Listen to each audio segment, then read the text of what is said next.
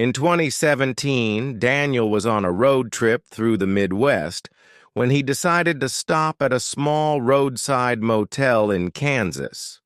It wasn't much, just a single row of rooms with flickering neon lights, but he was exhausted and needed sleep. The receptionist was an older woman who barely looked up as she handed him the key.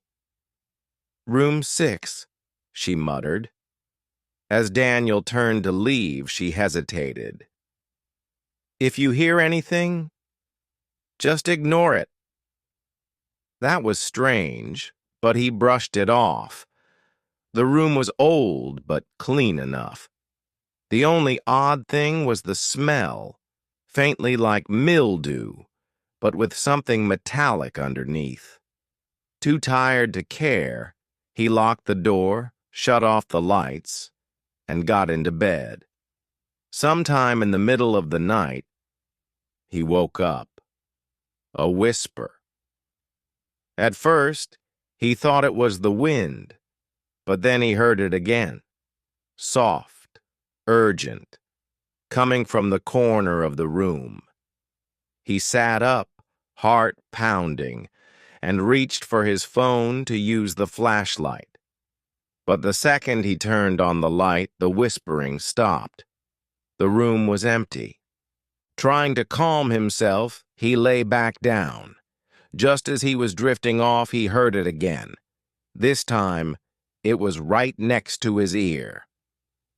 "Get out!" Daniel bolted upright, grabbed his keys, and ran out of the room without looking back. At the front desk, the old woman wasn't surprised to see him. She sighed, slid a small notebook across the counter, and pointed to a page. It was filled with scribbled notes from past guests, all saying the same thing.